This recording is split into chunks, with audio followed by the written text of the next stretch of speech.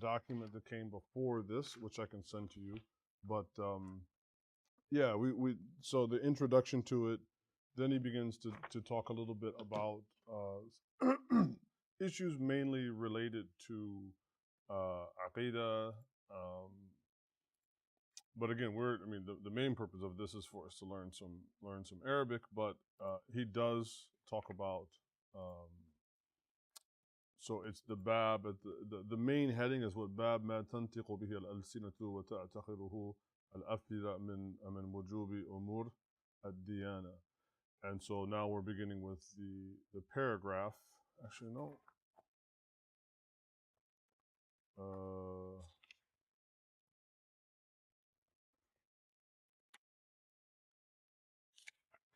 Sure. Yeah, so he has that paragraph that begins وَلَهُ الْأَسْمَاء الْحُسْنَى.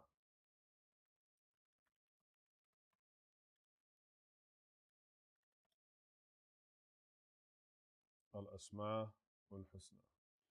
So let's put this final thing in here, and then we can begin in proper. Put the do not disturb on. Okay, all right. Bismillah walhamdulillah wassalatu wassalam ala rasulillah. So last time we had gone over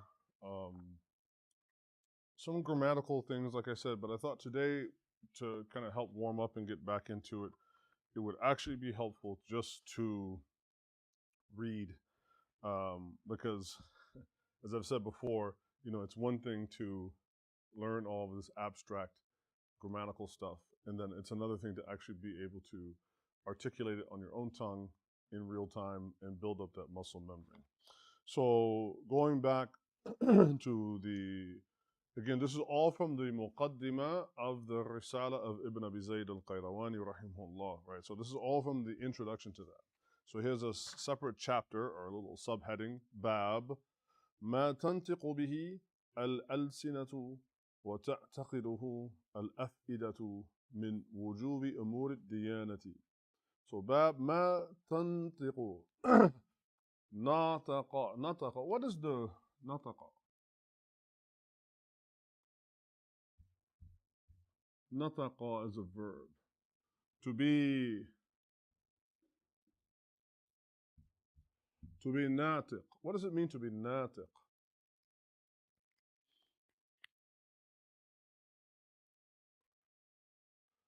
So he mentions this in the very first part of that we read. You probably don't remember, but he mentions this as well. But to be natiq, right? It's to be. Yeah, it's like to be like conversant, articulate, right? Because it's connected to, he says what? Nataqa al-lisan, right? The tongue is going to be the one doing the articulating, and of course the jama' of lisan. ما هو جمع لسان؟ السنة,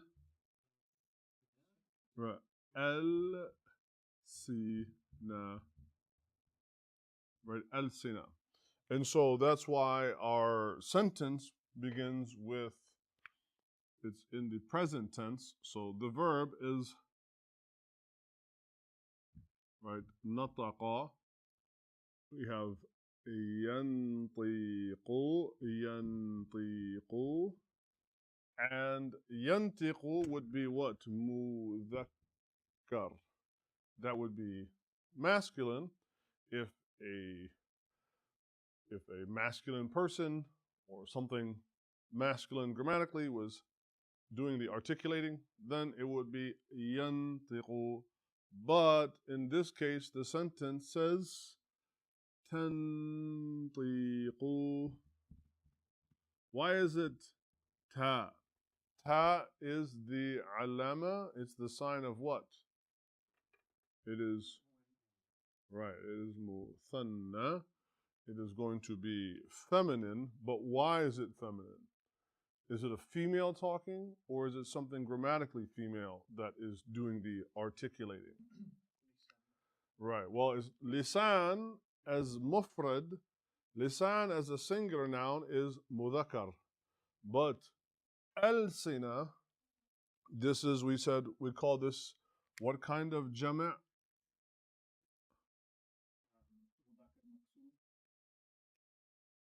Right? It is a jama'.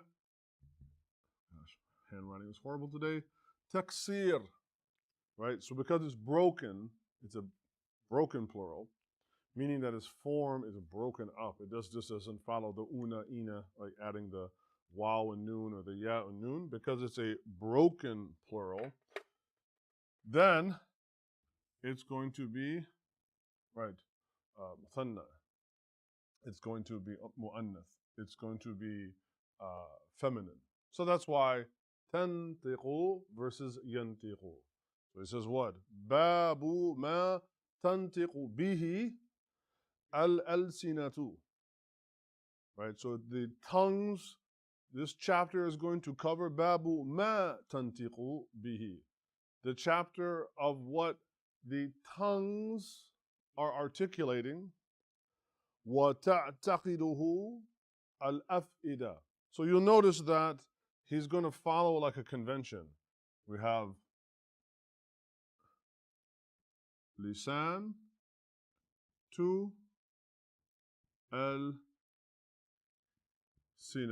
So we go from the singular to the plural. Mufrad, jama'. Likewise, what is the, we have our plural of F-E, F-E-da. What is the mufrad of F-E-da?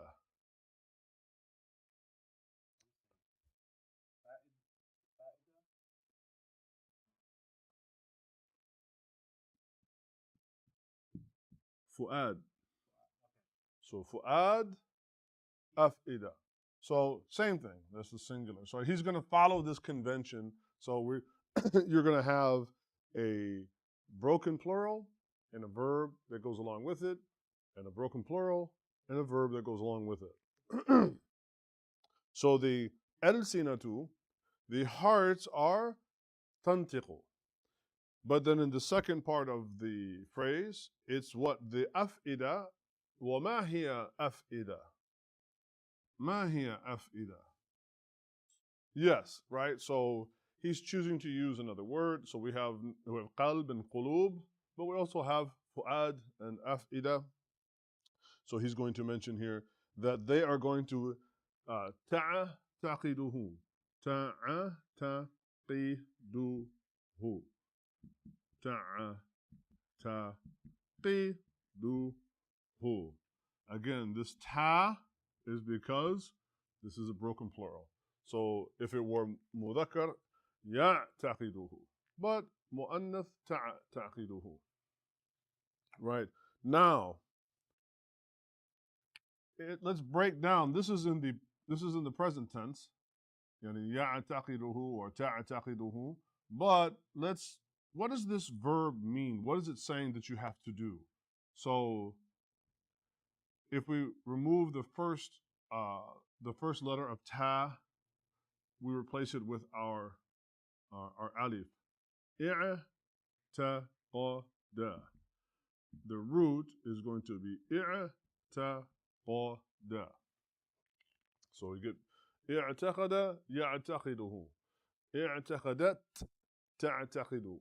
Right? So that's the past tense and the present tense. So that's how you get from this to this. If this were past tense feminine, we would just add, right, the ta on the end with a sukun. So i'taqadat ta'taqidu. I'taqada ya'taqidu. Right? So that's how you conjugate the form of the wazn sarfi is what?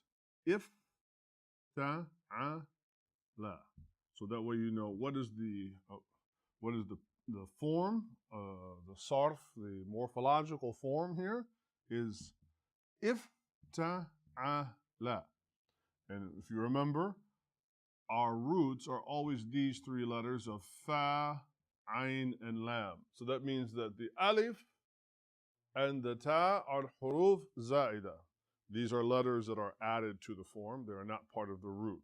So you have a form of ifta'ala. So that means the root letters in i'taqada are going to be what? Right? Our asl or our jadr is going to be what? We said the alif, not part of it. Right? Same thing here. Ta'taqidu, the ta, not part of the root. So the first root letter is going to be what? Ayn. What's the second root letter? And what's the third one? Dal. If we take these three, this is like playing Wheel of Fortune, Arabi style. So if we have Ayn, Qaf, and Dal, what's a word that we probably know that has not only these three letters, but in their tartib, in their order? Yes, right. So we're more familiar with the word aqidah. Now, how do we typically translate aqidah?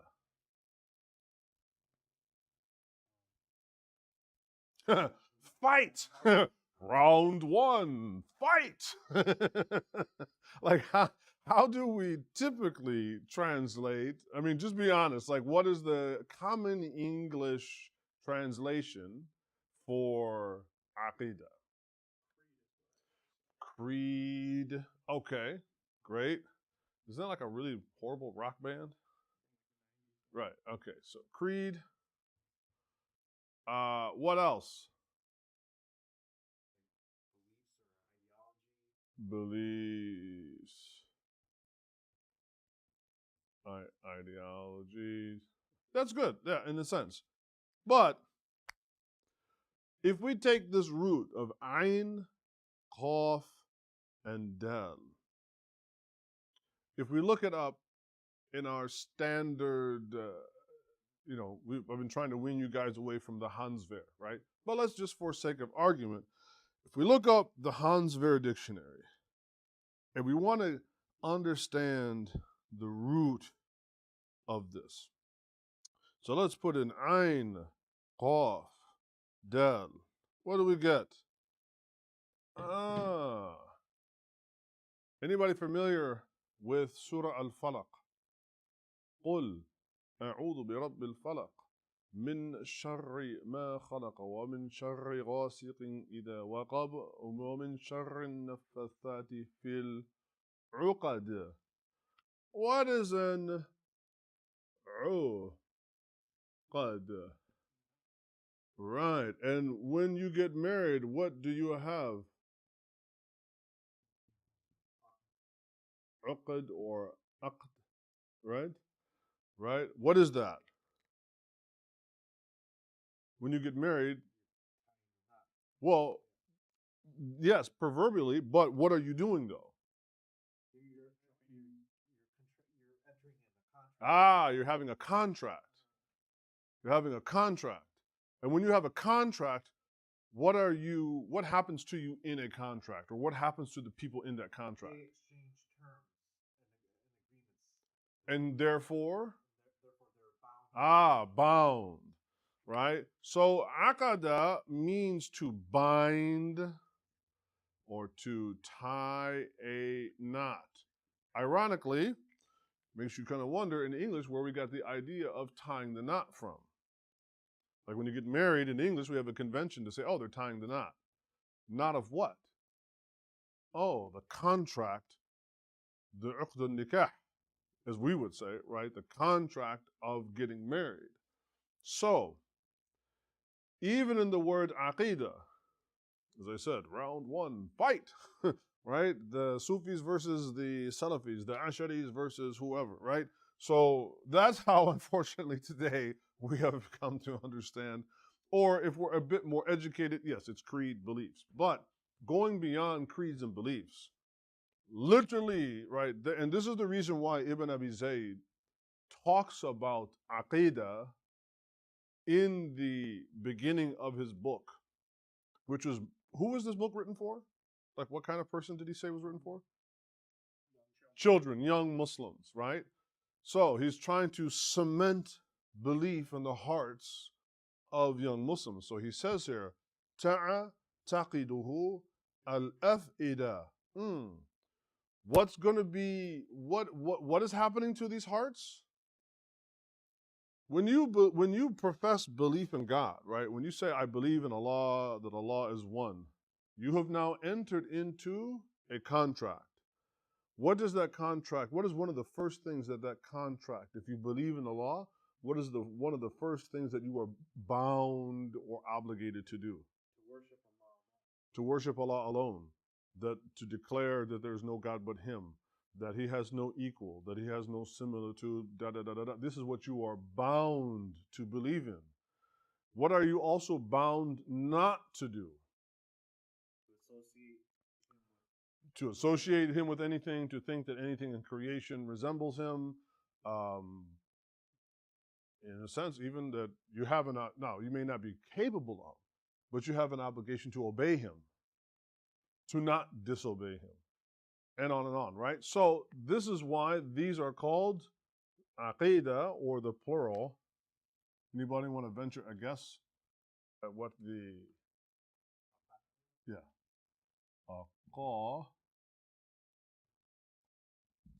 aqaid, right? So the reason why I'm walking you all through this is because it's one thing to say aqidah. Oh, this is the aqidah of the Salafis. This is the aqidah of the Christians. This is the aqidah of A, B, and C, and X, Y, and Z.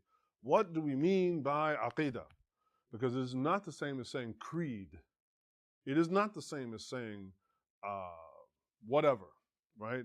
It means I am bound, tied, right? I am fastened to a set of beliefs that require me to either have to do a thing or believe a thing, or have to not do a thing or have to not believe a thing. That is the literal meaning of aqidah, and that's what it means to have belief in Allah. You believe in Him, but now that belief comes along with a contract and a set of obligations that you are bound and obligated to. And therefore, where is that binding going to take place?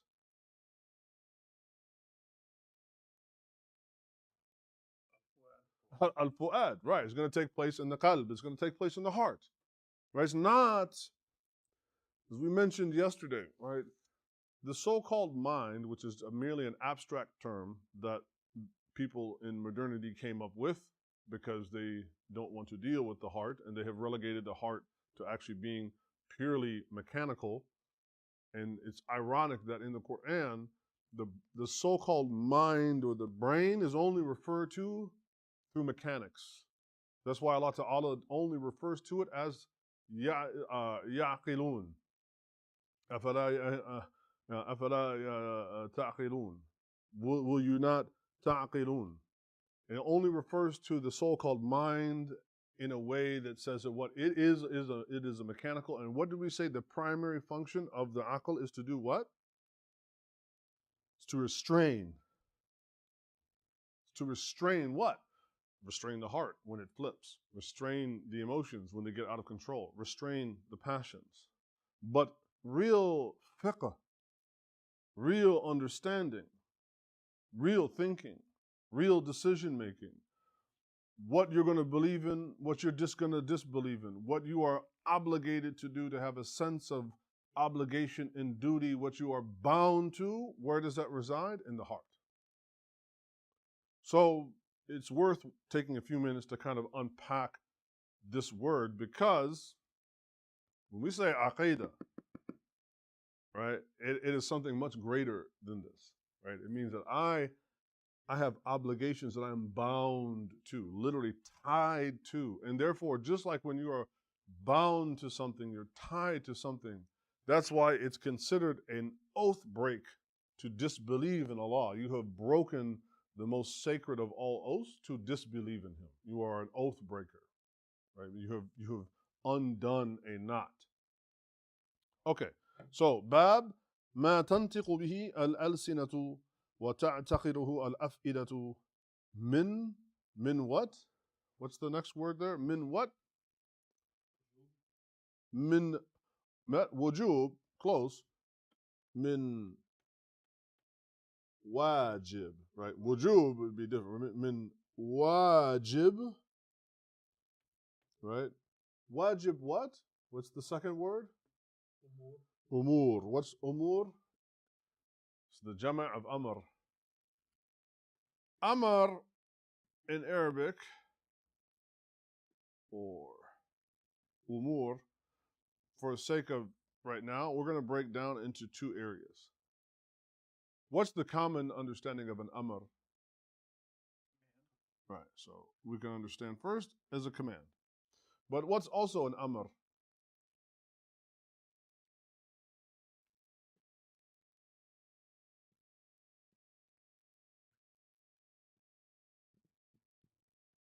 It can also be like an affair, or like an issue.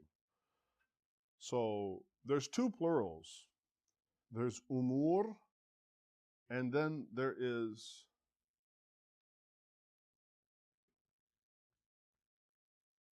awamir. So the singular, it can be any one of these two meanings, kind of just depends on the context. Depending on how it's used in the sentence, it could be referring to a command, it could be referring to an affair. But umur is more commonly associated with the second one, where awamir is more commonly associated with the first one. Right? So when we say umur, this means affairs. So Allah Ta'ala says what? وَإِلَى اللَّهِ تُرْجَعُ الْأُمُورِ. To Allah will return all affairs. Because why would the commandments of Allah return back to Him? It doesn't really make sense. And it would be bizarre to say وَإِلَى اللَّهِ تُرْجَعُ الْأَوَامِرِ. That would be a very odd idea that all of the commandments of Allah go back to Him.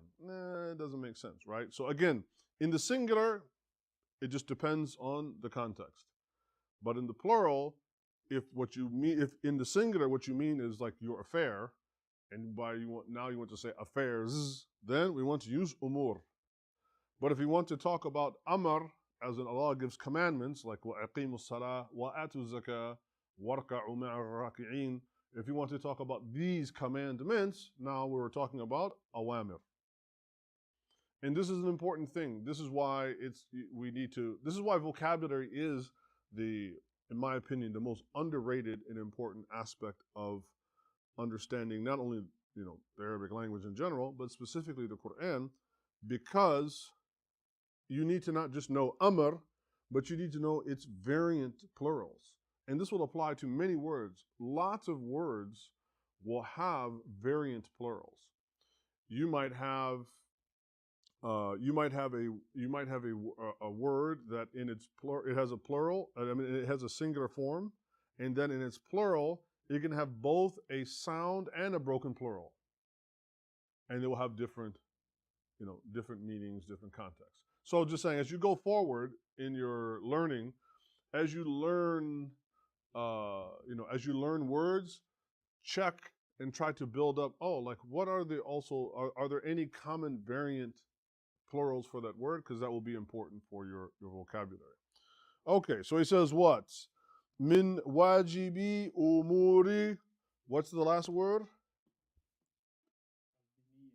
Ad-diyana. Ad-diyana. Ad-diyana means, right? We have deen. We all know what deen is. Right sideways. Diyana. Diyana, kind of like also sort of like a plural, right? So they're religious affairs. Okay, so that means what this chapter is covering. Let's try to render this in English. How will we understand? باب ما تنطق به الألسنة. The chapter what? Right? The chapter that states or articulates ما تنطق به.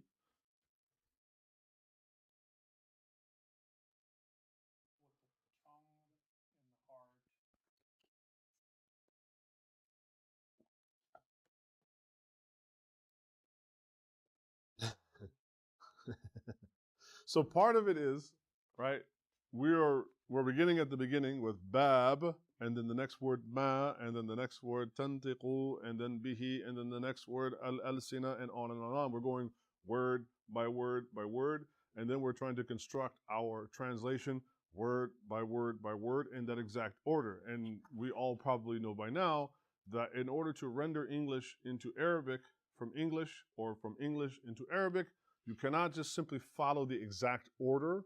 You have to understand the statement, and then you have to apply a little bit of, artistic embellishment, if you want to call it, right, to make it make sense.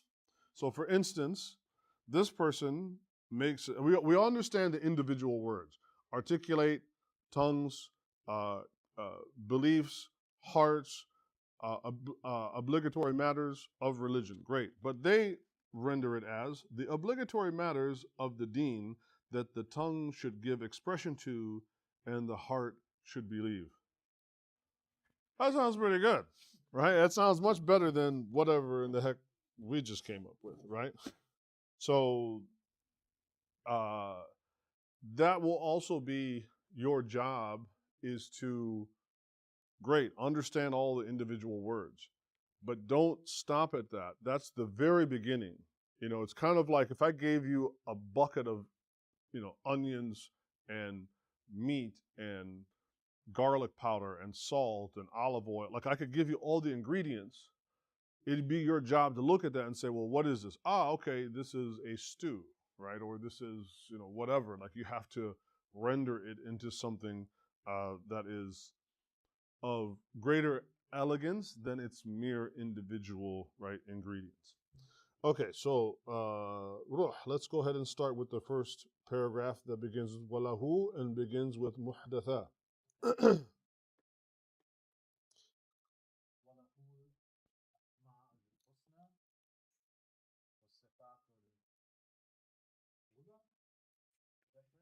Well, yep. Because, and the reason why is what? We have, and he likes to follow these repeating conventions. So we have al-asma. The word al-asma is a plural of what? Ism. Great. So ism and asma. As we said before, there are two types of plurals in Arabic. There is the sound plural. You just add the una and the ina in the case of masculine, or the at in the case of feminine. So Muslim and Muslimun, or Muslima and Muslimat, right? Those are the sound plurals. But when we get to broken plurals, right, then we have a somewhat different convention. And so asma is the broken plural of ism. So that means we said what? This is going to be mu'annath, it's going to be feminine. And so anything that wants to act on its behalf, like a verb, or anything that wants to describe it, like an adjective, in the singular will be masculine, and in the plural will be feminine. So if we have in the masculine, Hassan, something's beautiful, right? So what would be the superlative, right? We have ahsan, right? We have ahsan, to be better than, like akbar, right? Or akthar, bigger than, more than. And those are all masculine. But then if we want to make it into feminine, what we're going to do is going to follow the convention of fu'la, fu'la, fa, ain, lam. So there's our three root letters of whatever our root is. These are the harakat. Dhamma, sukun, fatha, and then alif maksura zaida. We're going to add a alif maksura. So if we have kabir, what's going to be the superlative? What's the next? What's the superlative of kabir?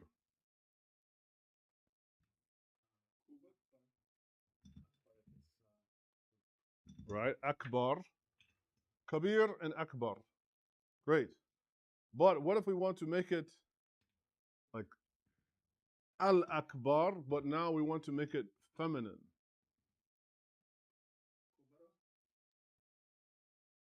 Exactly. Kuba ra. Kuba ra. So we follow our convention of fu'ala and we apply that to our root letters.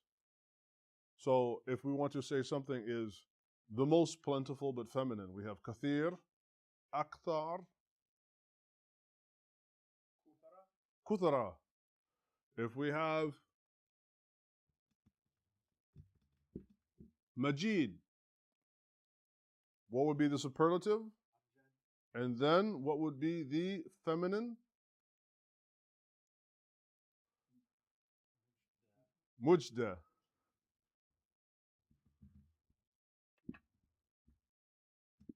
Very good, right? That's it, right? So if I wanted to say al asma al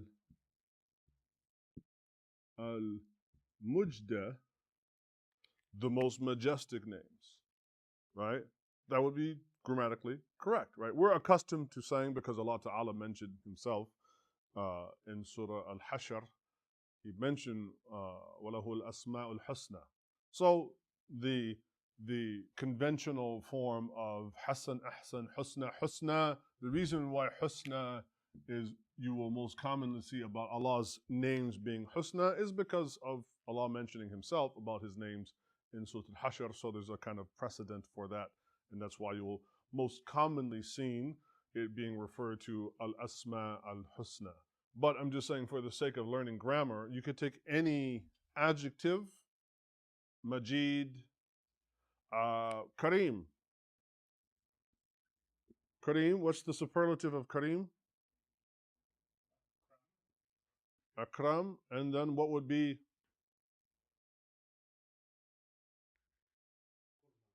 Kumra? Kumra. Kumra. Because it's always going to be fu'ala. Right? So you take this form of letters with the added alif maksura and this form of vowelization, and you just simply transplant that onto whatever your three root letters are. So Majid, Mujda, Kareem, Kumra, Kabir, Kubra, Kathir, Kuthra. Saghir, if something is صغير، ما معنى صغير؟ Small. What's going to be the smallest, the superlative? Asghar, right? And then what's going to be the feminine? Yep. Sughara. So that's just the convention. Fa'il, af'al, fu'ala. That's the morphological convention. I don't understand why, in the case of why. Oh, that's just my dyslexia. Akram and Kurma. Sorry. Yeah. That's just a little dyslexia getting in there to add a little flavor. Yeah, so Kareem, Akram, Kurma, right? Kabir, Akbar, Kubra, Saghir, Asgar, Sughra, Majid, Ajmad, Mujda, Hassan, Ahsan, Husna, Fa'il, Af'al, Fu'ala. Like those are your morphological conventions of sarf, right, of how to construct those.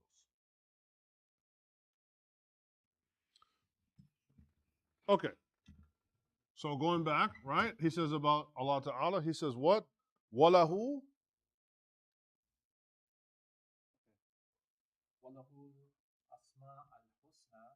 وَلَهُ الْأَسْمَاءُ الْحُسْنَى. نعم.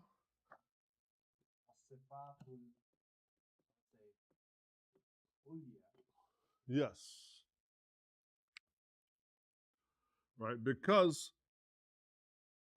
sifa is the singular, even though it is a sound plural, it's a feminine sound plural. All you do is just stick the at on the end, so sifa and sifat. But regardless, both of these are what grammatically? Ta'un marbuta, and ta are grammatically mu'annath. Yeah, they're both feminine, right? So now we have ala, right, or Ali, high, and then what is the superlative of Ali? Right. And then ulya. Right, okay. والصفات العليا لم يزل. So with the sukoon, لم يزل.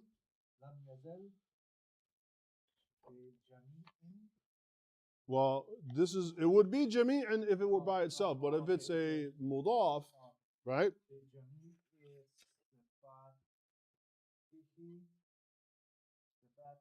Mm-hmm. Mm-hmm.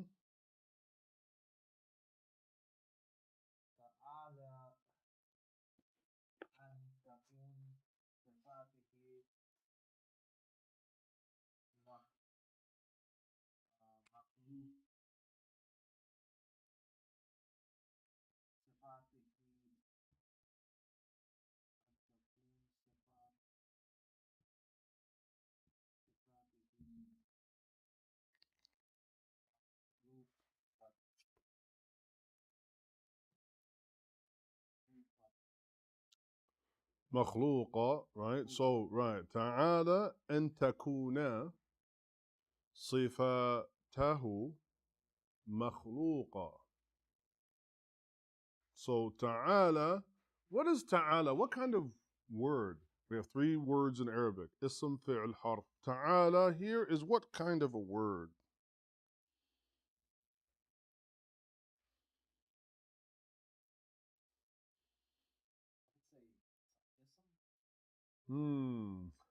Okay. If that's the case, then how do you justify that? If it's a noun is what is a noun doing? A noun is typically going to either be the subject of what is happening in the sentence, or it's going to be, meaning that it's doing something, or it's going to be the object and something is happening to it. But it's at the very beginning, and then it's followed by the harf of an. So something that. Okay. Then I should take that back. This is most likely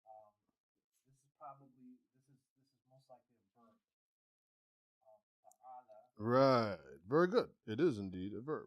Yes.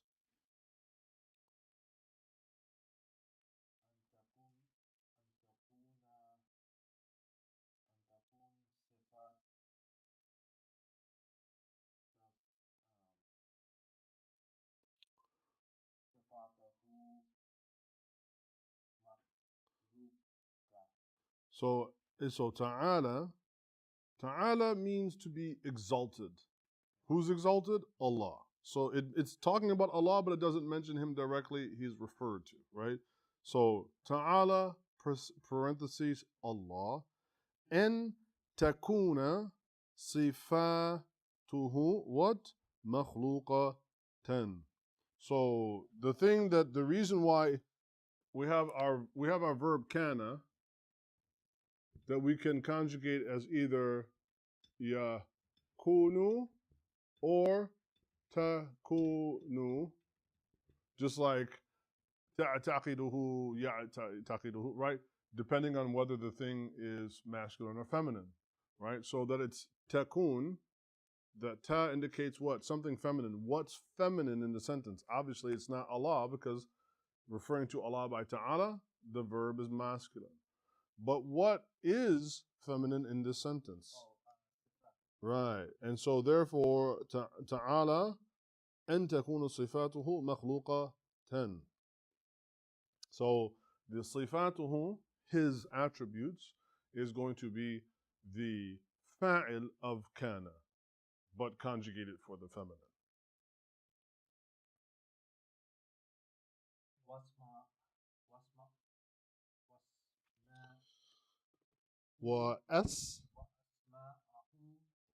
وأسماؤه, because just like صفاته وأسماؤه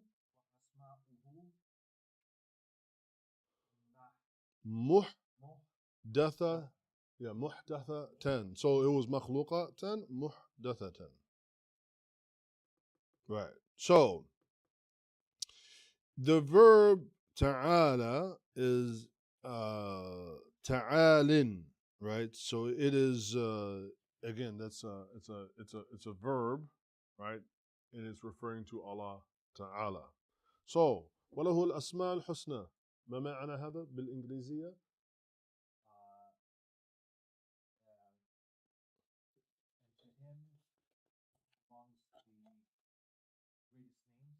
Or Hassan, it's like most beautiful. Very good. والصفات العليا ما معنى؟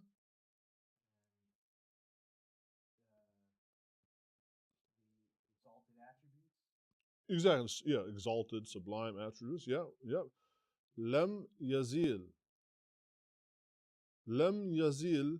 بجميع صفاته وأسمائه. Now this is a little bit difficult to put together. So لم يزيل, زال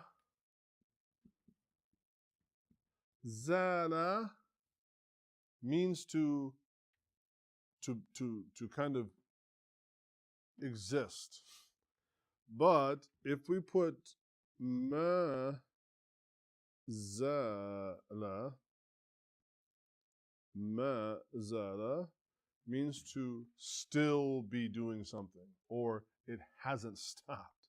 It's a very just it's one of those weird verbs in Arabic. It's just a very strange convention. So we have lam yazil. Lam yazil.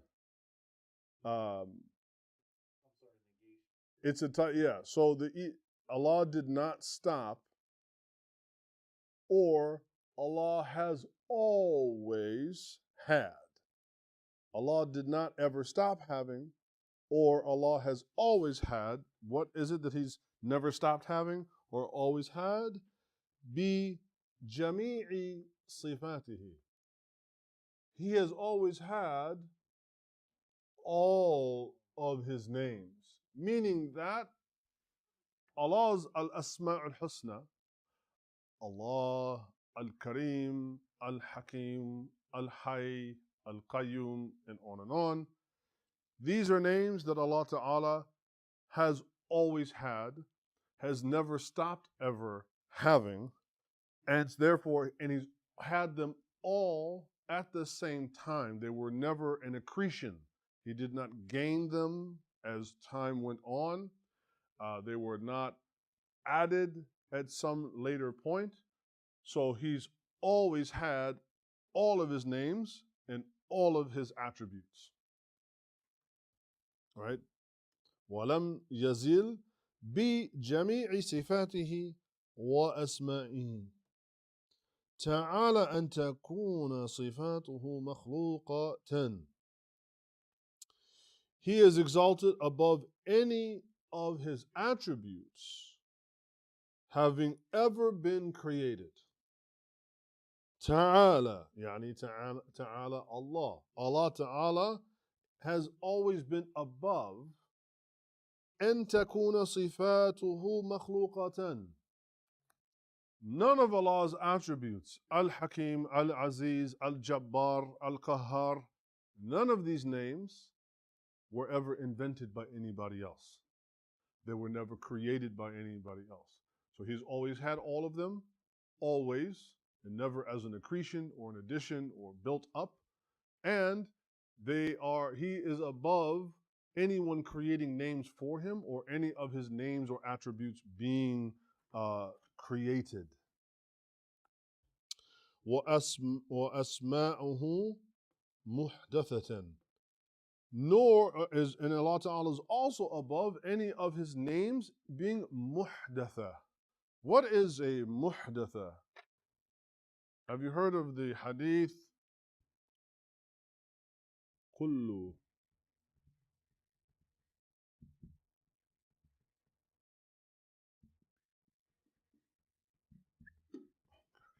right to that. God. Okay, this one. Where is my other one? Here it is. Okay, this one sucks. Let's get one that's legible. So, كل محدثة محدثة ضلالة. Every muhdatha is a dalala. What's dalala? Misguidance. So what's muhdatha? When something is hadith, when a thing, either shay'un huwa hadith. Now, you already know what a hadith in one context is. It's a statement. More commonly, a statement of the Prophet ﷺ, right? We call this hadith. But also, for a thing to be hadith, what does it also mean?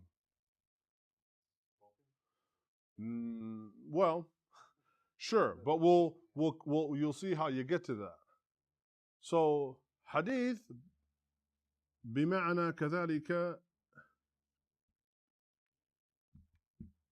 جديد. Hadith, يعني جديد. Sometimes a thing that is a hadith, it is new, not in the new, like, oh, I went to the store and I bought some new shoes. You would not say that is hadith, you would say that is jadid. But it is something that is a new occurrence. It is something that occurred in linear time. And therefore, this is why a statement of the Prophet ﷺ, we refer to it as hadith and not as Quran. Because why? The khitab of Allah, timeless. But the speech of the Prophet ﷺ is not timeless.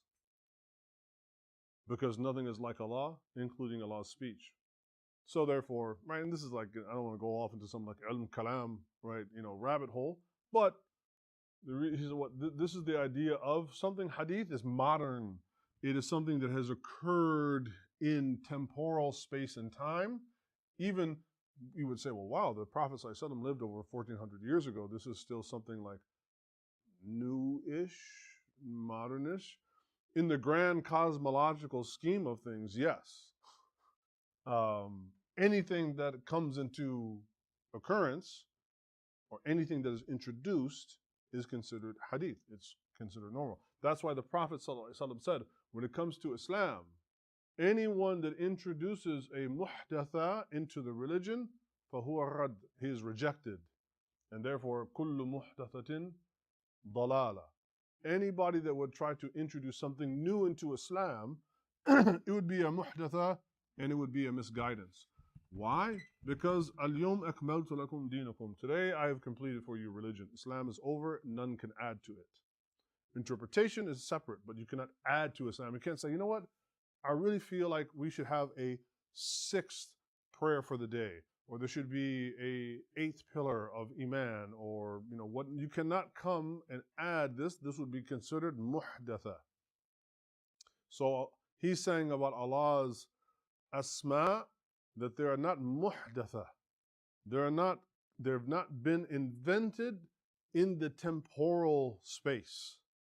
That Allah Ta'ala existed, He is al-awwal, He existed before anything was created, and He was Himself and all of His names and attributes before that, That he wasn't Allah before the creation, but then after the creation of the universe and man and so on, then he became Al-Aziz, or he became Al-Khaliq, right? Allah Ta'ala did not become the creator after he created, right? This would be maybe a simpler example to understand. But Allah Ta'ala has always been Al-Khaliq, and that is part of the Jami'i Asma'ihi, that is part of all of his names and attributes, and they have always existed. Right, so that's what he means by this. Okay, Rab, the second one. كلم موسى في كلامه الذي هو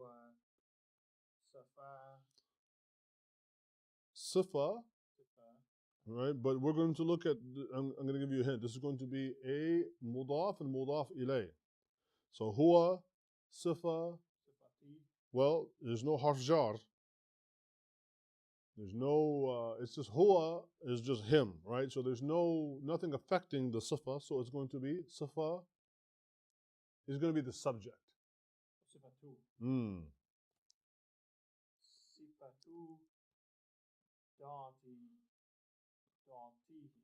ذاته. So huwa sifatu ذاته. لا خلق من خلق. Well, لا خلق. خلق would be he created.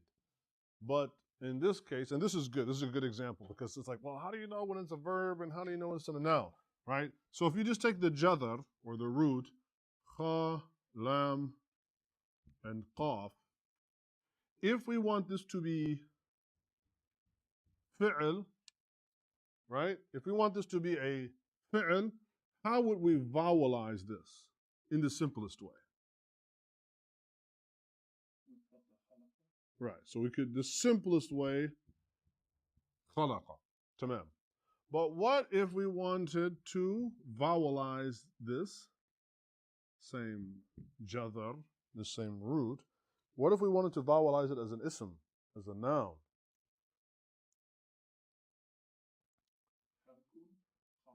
Right. Khal, and then, right, khalq, khalqun, right? So as a fi'l, ثلاث حركات فتحة فتحة فتحة خلقا. ولكن كاسم خلق, right? So in this case, we have the la before, the harf nafi. It's going to be for negation. So typically, if you want to make a past tense verb like khalaqa,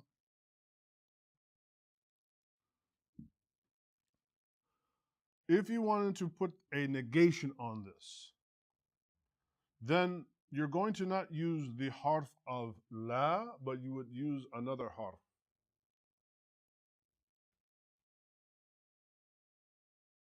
Ma. So for instance, you take the verse, Ma خلق الله ذلك إلا بالحق. In this case, the meaning al-ma here, al-ma تحتمل المعنى لا. لا تحتمل المعنى بما خلق الله. Here, the ma does not mean, right? If we take away this and we just read khalaqa, you would say what Allah created that in truth. خلق الله ذلك إلا بالحق. Allah created it except with truth. Well, you can't. Well, wait a minute. Why the illa? That makes no sense. So we don't want to say لا خلق الله ذلك إلا بالحق. Just in Arabic, it kind of sounds weird. It may not sound weird to you yet, but it sounds weird. What we like to do is to put ma. Now, again, depending on the context, ma can be a negation or ma can be like a question mark, like ma hada. What is that, right? So in some contexts, ma is right? It's like a negation, it's an X. And then in other contexts, it is going to be like a question. When ma is put before a past tense verb, then it is going to take on, right, nafyun. It's going to be for negation. But when it is put before like a noun, or it's put before a demonstrative, ماذا, like ماذا, like ماذا أرادوا بهذا المثل, right? وأما الذين كفروا فيقولون ماذا أرادوا بهذا مثلا. The kuffar will say, well, what does Allah mean by this example? So then in that case, the ma carries the meaning of, huh? What? So ma, often before a past tense verb, right, is going to carry that. But in the case of, in our sentence here, la comes before our three, and therefore it's most likely going to carry, this is a noun. And what we do is, this is going to be even more confusing for you, alhamdulillah, is that we are going to then make this mansoob. Right? So you have khalaqa with three fathas as a fi'l, and then you have khalq in the mansoob with one fatha as khalqa, la khalqa. Right? So the meaning here is كلم موسى بكلامه. كلم يعني كلم الله. Allah spoke to Moses, to Musa alayhi salam, بكلامه, بكلام الله. Allah Ta'ala spoke to Musa alayhi salam with his words, with his speech, which is الذي هو صفة ذاته. That is an essential part of his essence. That is an essential quality of Allah Ta'ala's essence. It is not separate from him. لا خلق من خلقه. It is not a creation that exists amongst his creations. Meaning the speech of Allah Ta'ala is not created, and therefore it is timeless, and so on and so on. Okay, continue with what? وَتَجَلَّى.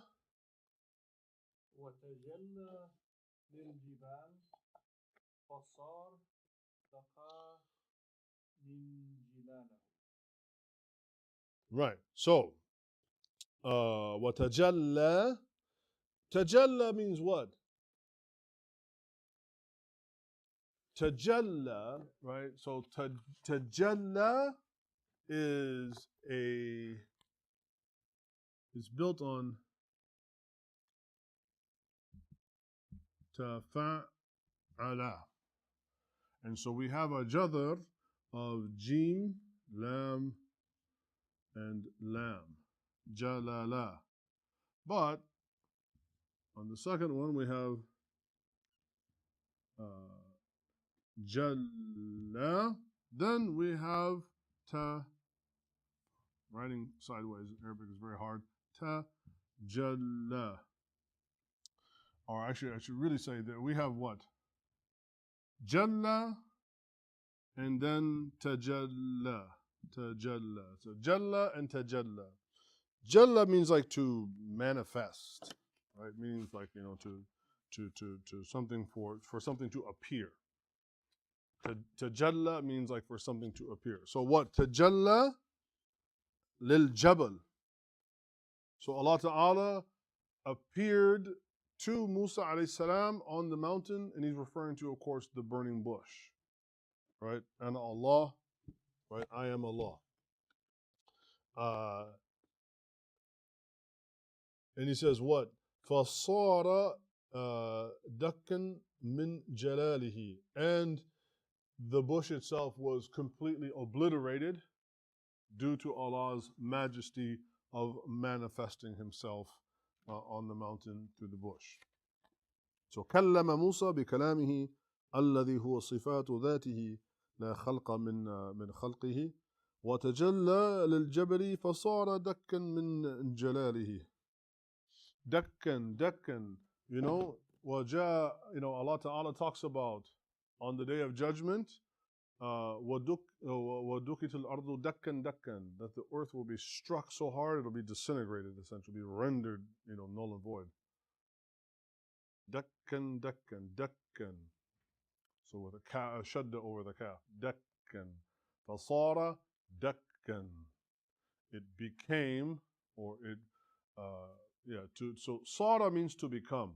Sara means to transform into something else. So the mountain was completely rendered destroyed. Okay.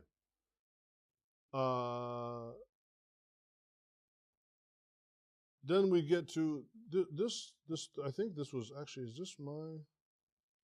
Okay, yeah. So then the sentence right before it. وَأَنَّ الْقُرْآنَ, and that the Quran is what? Kalam Allah. Kalam Allahi, that the Quran is indeed the speech of Allah. لَيْسَ بِمَخْلُوقٍ, it is not makhluq. So you have khalq as an ism. Khalq as an ism means what? Creation. But makhluq, right? Makhluq means what? Yeah, something is the ed part, created.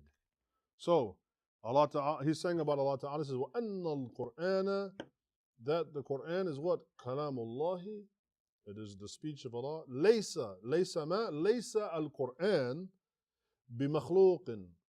So you can use the word laysa, more specifically the verb laysa.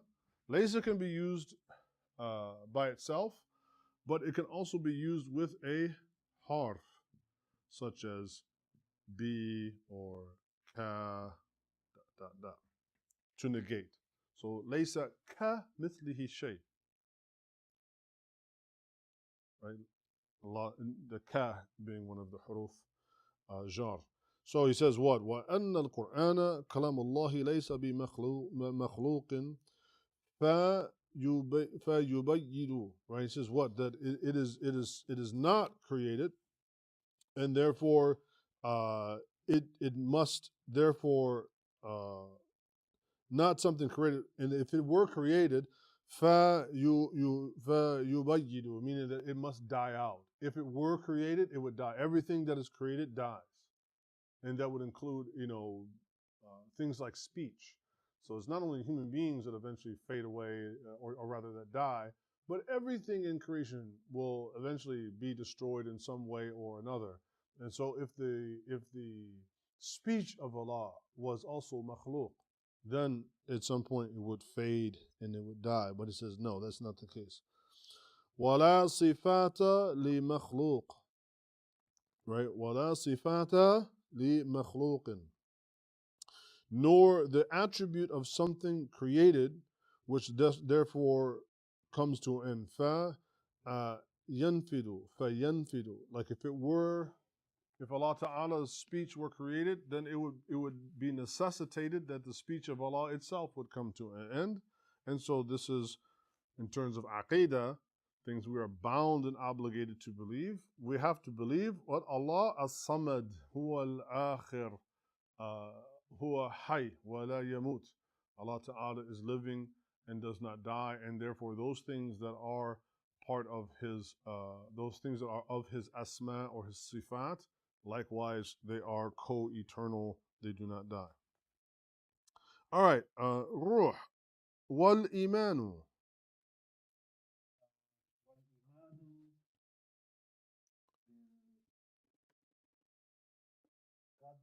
Mm-hmm.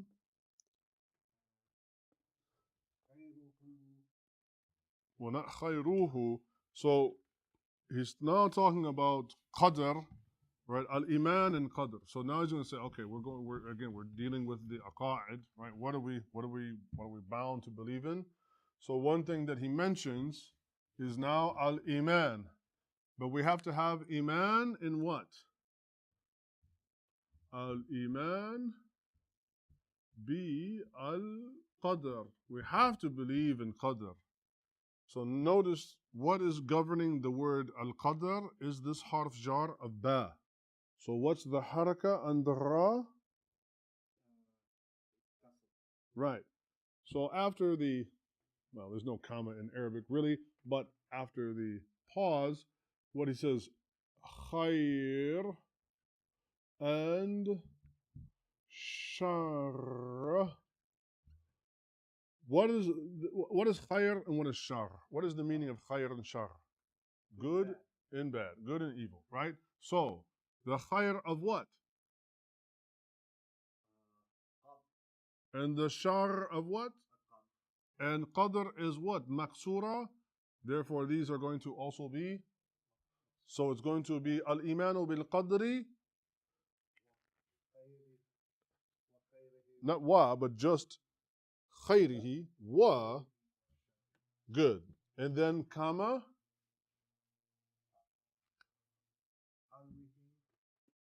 Hul.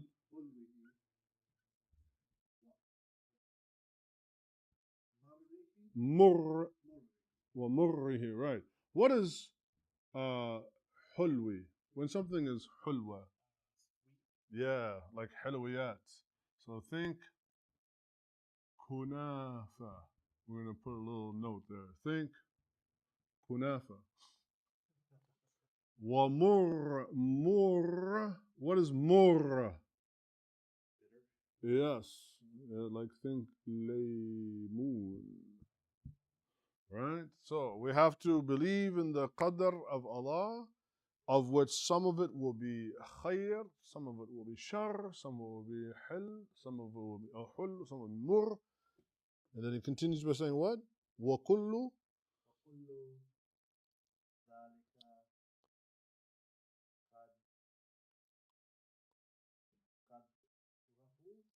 قدره with a shadda on the dal. So قدره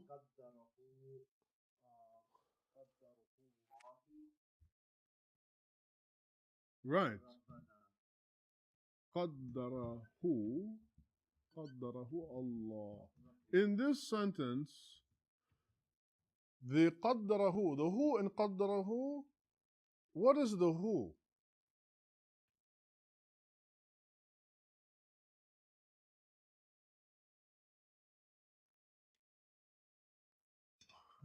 Do you remember, this is like we went probably like 2 months ago. And we read through this one sentence and I did this thing where you replace all of the dama'ir with the word itself. So imagine you would say, you know, قدر القدر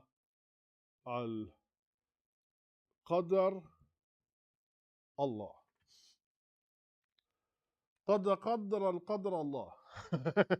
Right? This is why we use like pronouns, because otherwise it's like it becomes so repetitive. It's like what? But that is what it's referring to. So قدر القدر Allah. Allah Ta'ala is the one that decrees that the qadr will be that way. And that is what we have to believe in. But instead of saying قدر القدر الله, that's like, oh God, that sounds horrible, right? So instead we say قدره Allah who, because Allah Ta'ala is the fa'il of قدر. Okay, تمام. والإمام بالقدر خيره وشره حلوه ومره وكل ذلك قد قدره الله ربنا. Hopefully that's a pretty understandable, straightforward statement. What does it say next?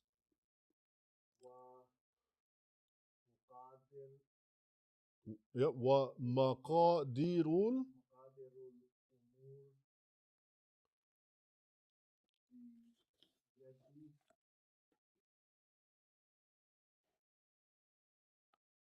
بيده.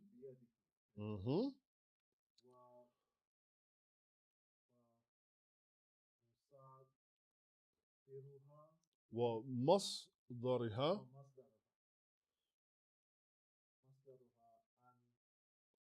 قضاء. Very good. On قضائه. So as I put in the footnote, مقادير جمع مقدار. But what is the meaning of miqdar?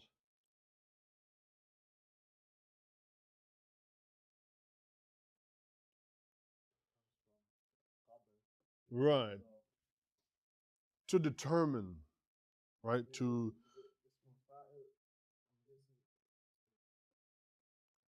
right. It's the one that's going to determine, right? So they determine. So he says what wa maqadirul umur biyadihi, right? And that the decisions of the affairs are all according to his control, by his hand, literally, right? By his control.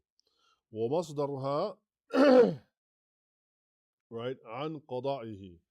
And then therefore all things happen, right? Or meaning the source of everything. Because a masdar, right? Masdar in Arabic, in the grammatical context, the masdar is a verbal noun because it comes from the source.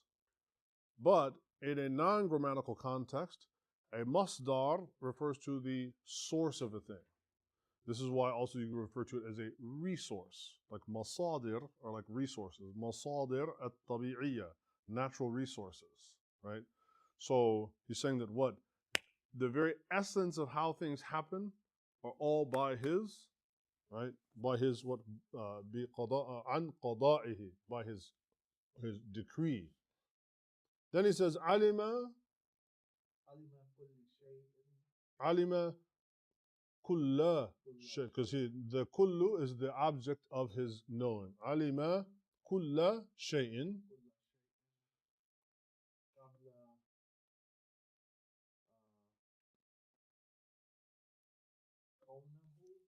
qabla. So qabla is harf zaman, right? And therefore the word after is going to be majroor. Yeah, very good. فجرى على قدره. So what? And therefore علم كل شيء قبل كونه. Allah Ta'ala has knowledge of all things before they come into existence. فجرى. And therefore anything that comes into existence, فجرى على قدره. Therefore it flows. It comes into existence. It flows. It occurs according to his qadr, according to his measure, right? According to his measure.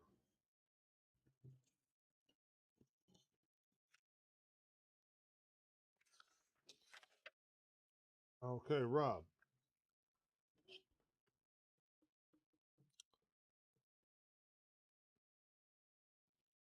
لا يكون من أباره قول.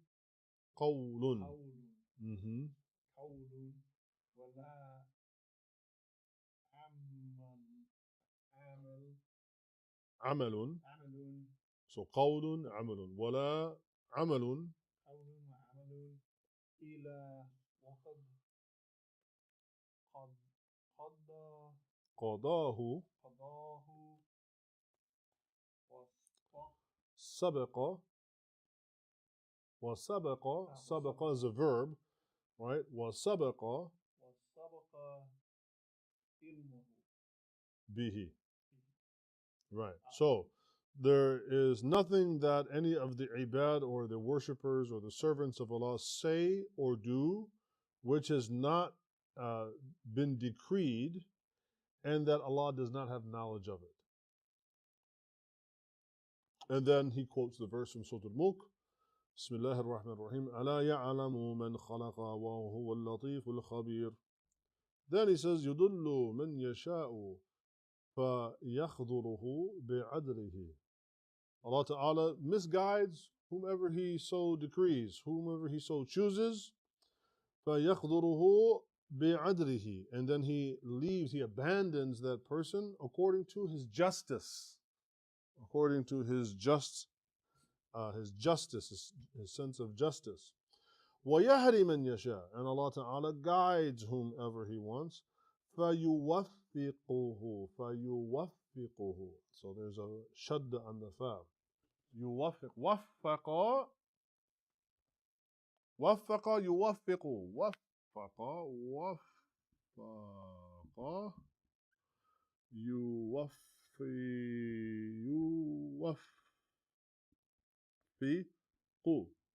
But you will know its masdar as what?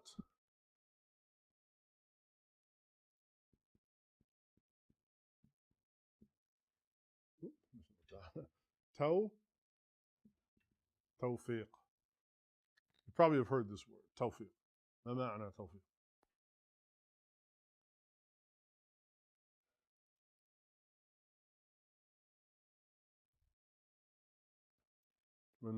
When a person has tawfiq, what do they have?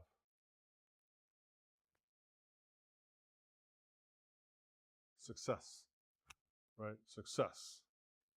So he's saying that in that so that Allah Ta'ala that He what? Allah Yahdi. Let me go back to yeah. ويضل من يشاء فيخذله بعدله ويهدي من يشاء فيوفقه بفضله. And therefore Allah Ta'ala guides whomever He exclusively chooses and gives that one success by way of His infinite generosity of His fadl. فَكُلٌّ. Now we're used to kullu. فَكُلُّ. Now we're used to kullu. But actually in this case it's فَكُلٌّ mu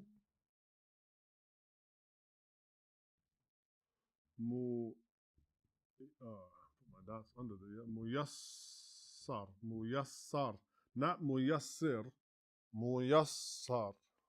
When something is yasir, وَذَلِكَ عَلَى اللَّهِ يَسِيرٌ. When something is what? When something is yasir, what is it? Easy, right?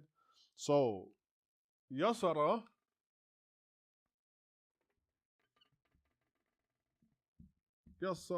means to what? To be easy. Yassara, right? Yassara with the shadda is to what easy? Very good. Therefore, the muyassir, right, with the kasra, when something is muyassir, what is it?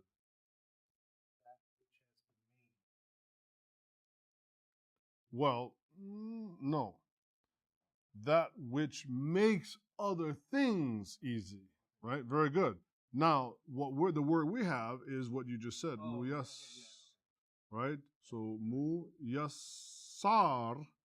So this is what we call ism, right?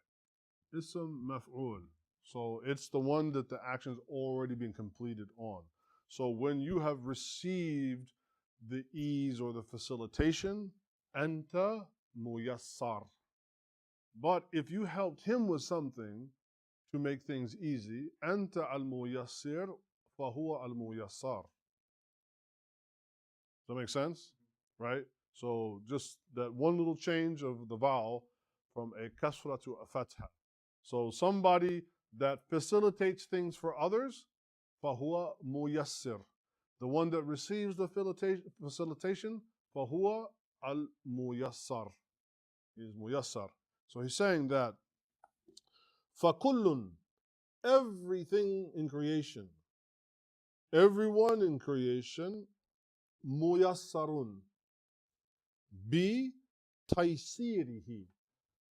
So just as we had waffaqa, yuwaffiqu, we had tawfiq, because the form, the sarf is what?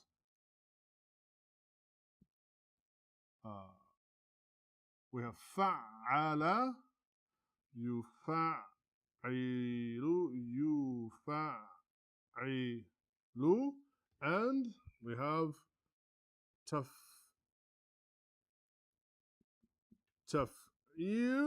and just as we have that, now if we take yassara, we have what? Yassara, yuyassiru. How would we have, if we have taf'il, ta is added to the front, What's the first root letter of yassara? Yeah. What's the second? What's the ayn in yassara? What's the second letter? Sin. And then what's the other part of the form here? No, taf'il. So we have ta, fa, ya, ayn, sin. Then we have another ya, that's part of the form, not part of the root. Ya. And then what's the lam in yassara? What's the last letter in yassara? Ra. So what do we get?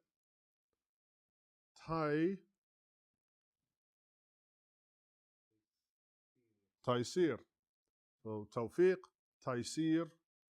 When we want to have a lesson, we call it a ta'aleem, because somebody is yu'allimu. Somebody is teaching. So allama, yu'allimu, and then you have what? Ta'aleem. Waffaqa, yuwaffiqu, tawfiq. Yassara, yuyassiru, taysīr. So kullun muyassarun bi taysīrihi. Nothing exists except that it is dominated by Allah Ta'ala. It is completely subjected to His control and will, even when it comes to the ease and facilitation. We have no choice. If things are easy for me, this is not because Allah let off the gas and then I facilitated some things for myself, right? If things are easy for me, it's because Allah made them easy for me. If things are difficult for me, Allah made them difficult for me. Everything is under His dominion and His control. This is what it means to have aqidah and to believe in Allah, right? فَكُلٌّ مُيَسَّرٌ بِتَيْسِيرِهِ إِلَى مَا سَبَقَ مِنْ عِلْمِهِ. So, He guides whomever He wants and makes them successful by way of granting them from His infinite benevolence. And in that way, everyone is eased by Him, whether they want it or not, of what He already has knowledge of and has previously decreed. And that's why He says, إِلَى مَا سَبَقَ مِنْ عِلْمِهِ وَقَدَّرَهُ مَنْ شَقِي أَوْ سَعِيد. What if He's previously decreed as to whether they are to be those who will be shaqi. What is shaqi?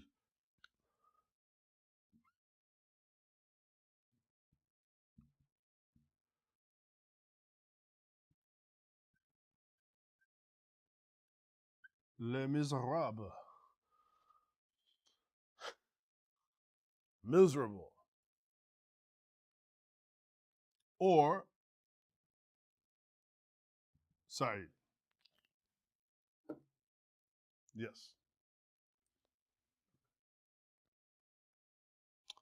تعالى أن تكون في ملكه ما يريد أو يكون لأحد عنه غنى. Allah Ta'ala is exalted and above there being anything that He does not desire to exist in His kingdom. Ta'ala an yakuna fi mulkihi ma. So again, I put my little footnote there, and you'll see on the subsequent pages there's some examples about how negations work. So the ma here, bima'ana la. Nothing exists in His kingdom that He does not want. So nothing can be other than Allah has the irada for it to be. Ta'ala an yakuna fi mulkihi ma yurid aw yakuna li ahadin anhu ghana. Nor will there be anyone to exist in creation other than that they will have dependence upon Him.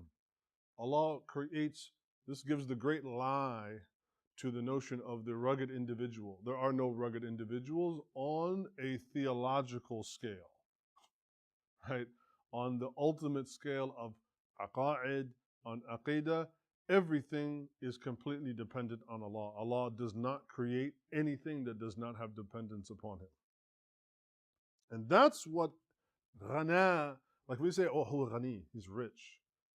What does wealth really mean? Like when you say something is ghani in Arabic, we imagine rich, or he has a lot of money. He can buy houses, he can, buy a bunch of fancy stuff, she can do this or that, right? No. To be ghani means to what? Be free of anything. This is why Allah says, huwa ghani. Allah Ta'ala is free of any wants. He is independent in the ultimate sense. Depends upon no one, and everything depends upon Him. So Allah Ta'ala says, for the one, فَمَنْ كَفَرَ فَإِنَّهُ الْغَنِيُّ الْحَمِيدُ. Whoever disbelieves in Allah or covers up the truth or doesn't want to accept the truths of Islam, then Allah says that He is Hamid, He is worthy of praise, and He is Ghani. He is free of their approval. أو يكون خالق لشيء إلا هو. Nor is there anything that is there any creator. There is no creator of anything except that Allah Ta'ala, or nothing has been created except that Allah Ta'ala is its Lord. إلا هو. هو رب العباد وَرَبُّ أَعْمَالِهِمْ. Allah Ta'ala is the Rabb of the ibad. And here ibad can mean specifically those who believe and worship in Allah, but Allah Ta'ala also refers to an-nas jami'an bil-kalima ibad. Sometimes Allah just refers to people in general of all His creation, whether they believe in Him willfully or not, as ibad. In this case, it's more like this meaning. So Allah Ta'ala, huwa rabbul ibad wa rabbu a'malihim. Allah is also the Lord of their actions, meaning that they are not independent agents. وَالْمُقَدِّرُ. He is the one who qaddara. وَالْمُقَدِّرُ. So we have what? قَدَّرَ, يُقَدِّرُ, تَقْدِير, and then مُقَدِّر, مُوَفِّق, مُيَسِّر, right? مُقَدِّر. He is the one that decrees لِحَرَكَاتِهِمْ, even for their actions, their ability to move, وَآجَالِهِمْ, and their ultimate demise and their death. He is the determiner. He is the one that measures that. He measures. The muqaddir is the one that measures and determines what their harakat will be, their movements, their actions, and also what will ultimately be their ajal. Ajaluhum is the plural. The ajal is the plural of ajal, meaning like your ultimate demise, your death. So if you want to, we can look briefly, but I just gave some simple like amthal, some simple examples in the last pages here, because I know it's after 1, and you and your kids or your family might be waiting. But I gave some simple examples. I'll just go over really quick, right? So there are different types of negation in Arabic. There's a nahi and nafi. So a nahi is like a prohibition. حُرِّمَتْ عَلَيْكُمْ لَحْمُ الْخِنْزِيرِ, to prohibit something. But a nafi is to negate something. So prohibition versus negation. So let's look at really quick at the first one. فَالنَّفْيُ بِاللَّهِ. So when you have a negation that employs the letter or the word la, al-amila ala laysa, then it implies like similarly the kind of negation when you use the verb laysa. يَحْتَمِلُ نَفْيَ الْوَاحِدِ. Then it can be the negation of a single instance of a thing. وَيَحْتَمِلُ نَفْيَ الْجِنْس. Or it can be an entire group or genus or something. بَيْنَمَا النَّفْيُ بِاللَّهِ. So whereas when you have the negation that again uses the word la, he says that what? التي تفيد التنصيص. Then it's something specific that you're negating, right? And we call this la al-nafiya lil-jins. This is the negation of an entirety. فالنفي يفيد العموم, and and therefore it equates to total negation. فالاسم, right? He said, however, when used with a noun, فالاسم يكون مبنيا على ما ينصب به نحو لا كتاب في الحقيبة. So he says, like, thus the noun is constructed based on the case in which it would be rendered in the accusative, as in the sentence لا كتاب في الحقيبة. There's no book in the bag.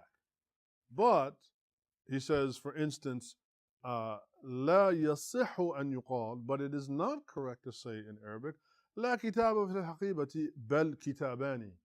You do not say in Arabic, there, by using the harf of la, you don't say there is no books in the bag, but rather there are two. If you wanted to say that, you would not use la, because la is for total negation. So you can't have a total negation of no books in the bag, but there are two. And we'll see there's an exception around this. So la kitaba fil haqiba, walakin, or using bel, like you don't use the word bel, you would actually use illa potentially in another case, and we'll show you where. And he says that وكذلك, likewise, لا يصح كذلك القول, likewise you wouldn't say لا كتاب في الحقيبة بل كتب كثيرة, there are no books in the bag, bel, you would not say bel, you would not use bel here, but there are a lot. لأن لا, because la is of absolute negation. لأن لا النافية للجنس. لا تنفي الواحد. It does not just negate one thing. بل تنفي عموم جنس الأفراد على نحو القطع تنصيص. Bel instead, right, it is of an absolute negation of the entirety, or you could say like of a genus. It doesn't relate just the singular, but the whole entire thing. And so I gave you a little graphic here. So for instance, la, when it's used with verbs, like la takdhib, right? Don't do this. وَلَا تَقْرَبَا هَذِهِ الشَّجَرَةِ, right? Don't approach the tree, right? Then when you use it can mean don't approach just that tree, but not all trees. So when Allah Ta'ala gave the prohibition to Adam alayhi salam and to his wife, وَلَا تَقْرَبَا هَذِهِ الشَّجَرَةِ, don't go to that tree, obviously he didn't prohibit us from going to any tree. It was that specific tree. So in that case, with a verb, then it can be just what al-wahid. It can be just one thing that you're prohibiting, but not the entirety of a thing, the jins, not like all trees. But when you use it with a noun versus a verb, then you're saying like that thing doesn't exist. You're denying the existence of something. So that's the difference. La with a verb is like don't do a thing. La with a noun, that thing doesn't exist. And so the great example of this and the great caveat and even in the shahada is such an extraordinary statement. So he just said, if you use it with a noun, then you deny it. Now, put on your thinking cap a little bit. At the beginning of the shahada, we say what? La, that's nafi. La ilaha. Ilaha. Oh, there is no God.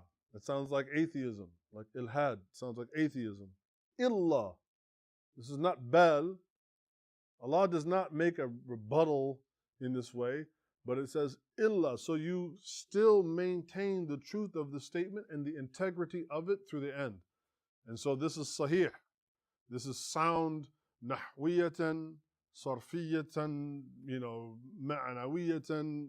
Every way that you can think of, this is completely sound. And so when Allah Ta'ala says that there is no God, He means that. There is no ilah.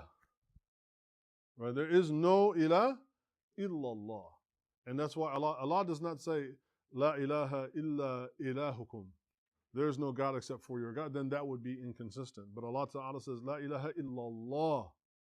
There is no deity, no God, nothing to be deified except for Allah. And this is, again, the proof of the word Allah itself being one of Allah's ism, and it's a proper name, and it's not merely just simply the alif and lam plus Allah. It's also considered to be a proper noun. So this is an amazing statement of which Allah does deny, and the creed of Islam absolutely denies that there is anything else to worship. There is no ilah. There's no ilah in any form, illallah. The only thing that can be labeled an ilah is Allah. And so I gave you in the page here showing you how that works grammatically. And so if you wanted to deny something, but you could also use a verb. So he gives the example, لا يكون من عباده قول. Just like what we had from our example from Ibn Abi Zayd, right? That there is no word or utterance from his messengers, except from his servants, except that he is aware of it and has decreed it, and on and on and on. So the grammatical way there to use a negation with la would be with a verb. La yakunu.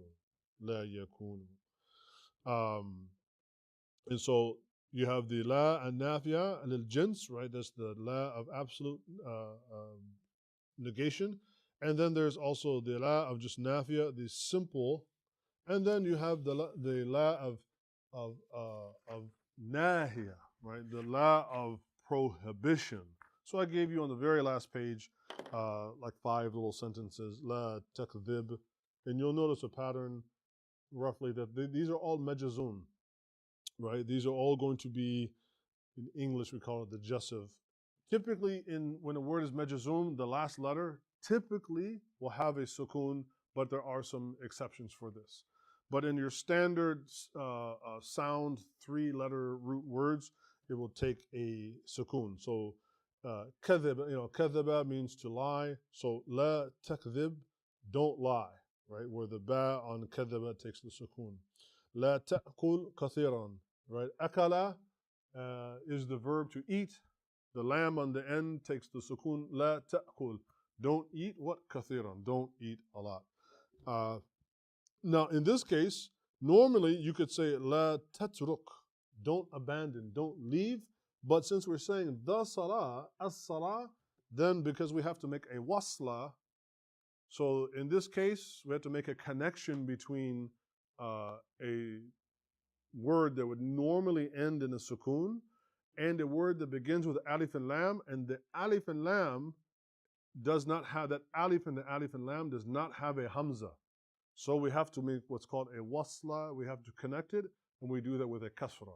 So we don't say la tatruk as-salah. I mean, people would say this in common speech, but to be grammatically correct, right? La tatruk as-salah.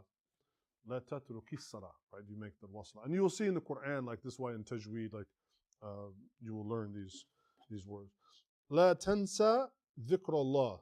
La tansa dhikrullah.